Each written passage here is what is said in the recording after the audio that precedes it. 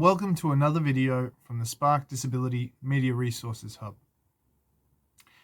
In this video, I'm going to be talking about NDIS support budgets and support categories, what the difference is, and what kind of supports you might find available through funding in someone's NDIS plan.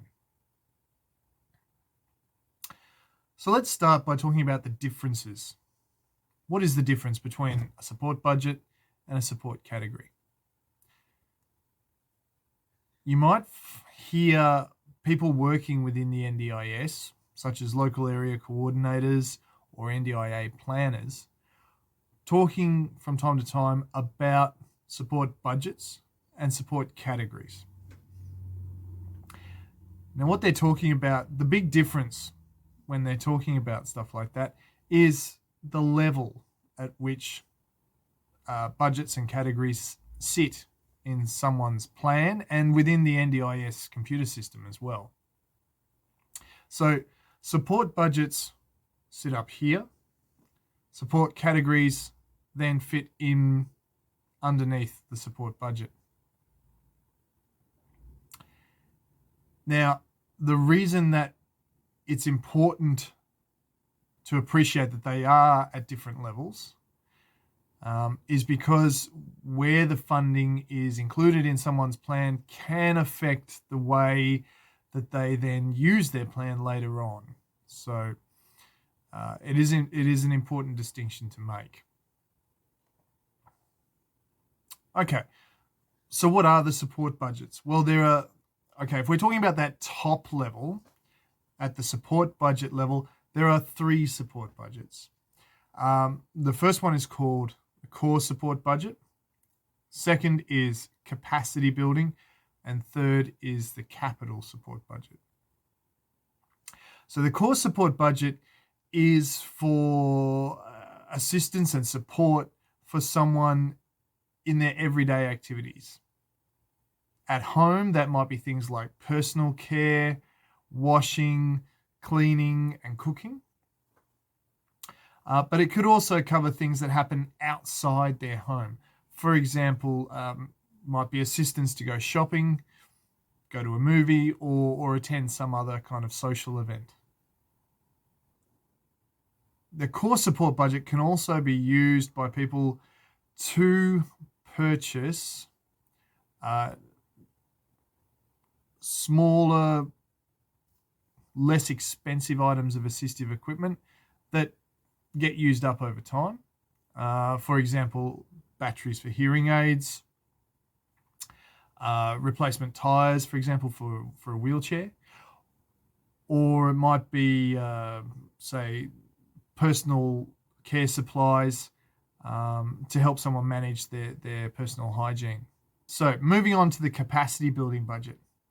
Okay, now, it helps to understand that the NDIS looks at the capacity building budget as a medium to long-term investment in a person's general living skills and their independence in their daily life. So there are up to 9 categories, support categories, that can be included within the capacity building support budget, although it's pretty rare to see more than 4 or 5 of these categories included in any one individual plan. I'm going to talk a little bit more in more detail about the capacity building support categories later in the video as well. The final support budget is known as the capital budget, and it covers larger, more expensive items around either assistive equipment. So it might be something like a customized wheelchair, perhaps a prosthetic limb for someone who requires that kind of support, or it might be a dog guide for someone with a visual impairment.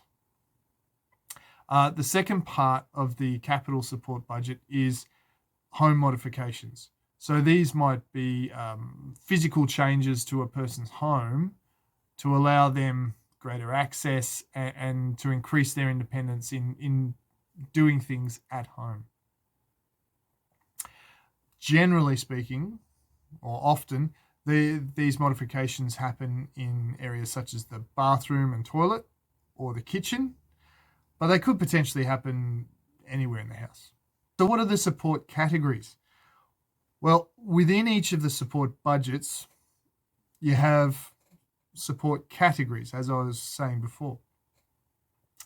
Now, the way these support categories work together is a little bit different between the core support budget and the capacity building and capital budgets. So I'm going to start with the core budget, and then we'll talk about the other budgets in a minute. So within the core support budget, you have 4 support categories, and they are known as consumables, daily activities, community participation, and transport. Now, the reason those 4 categories are different to the categories in capacity building and the capital support budgets is because the funding is what's known as flexible, which means that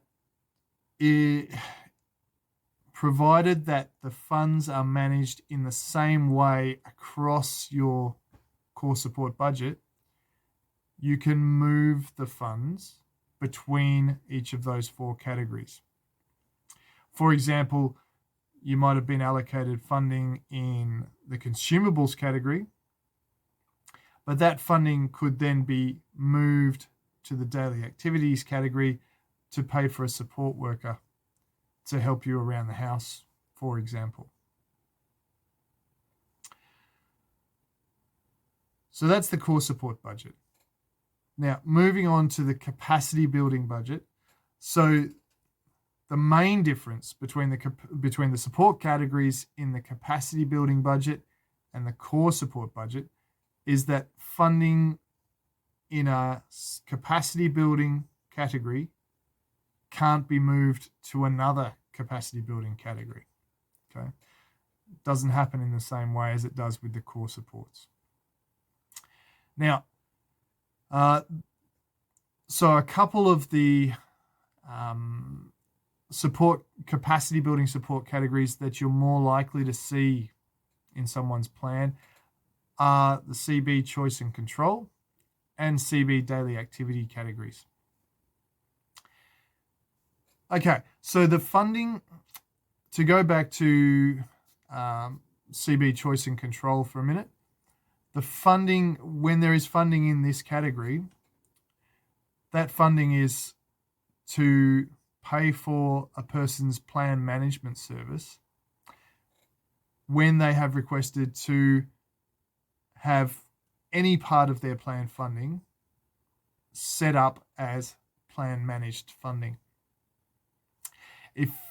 If you're not sure what plan managed funding is, don't stress. I will talk about fund management options in future videos as well to help set you straight.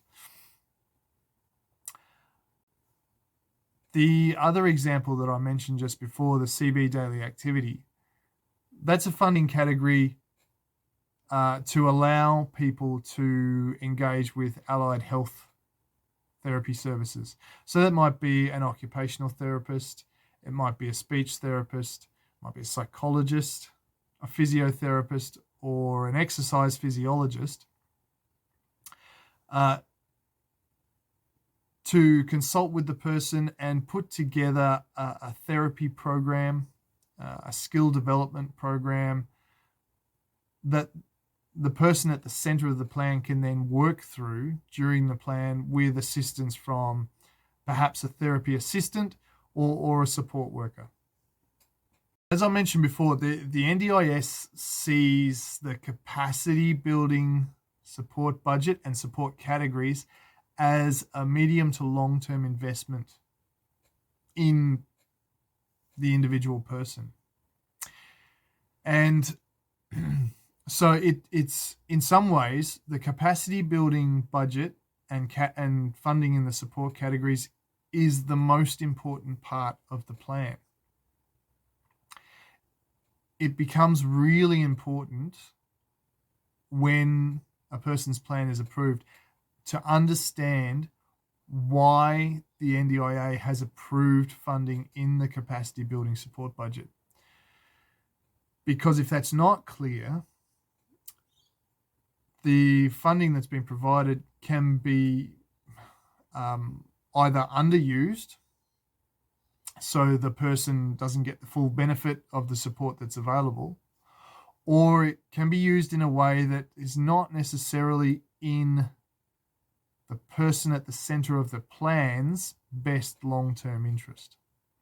So it's really important to get clear communication from the NDIA, from an LAC, to understand why the purpose of that funding when it's included in your plan.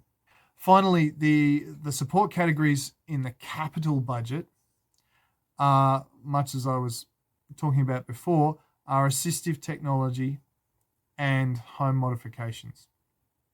So assistive technology, again, as I was saying, is around larger, more complex, potentially quite expensive items, such as wheelchairs, prosthetic limbs, assistance animals, that kind of thing. Funding for smaller, simpler, less expensive items, what the NDIS calls low-cost items, is included in people's plans in the consumables category in the core support budget. The other support category in the capital budget is home modifications. And now, so the NDIA uses the home modifications category for two reasons. The first is to make physical changes to someone's home, to allow them greater, more convenient access to areas within their house. The second reason that someone might see funding in the home modification support category is if they are one of the relatively few people within the NDIS who have been approved for specialist disability accommodation. Now, again, if you're not sure what specialist disability accommodation is, you haven't heard that term before, that's okay. It's something, again, that I'll go into in future videos in more detail.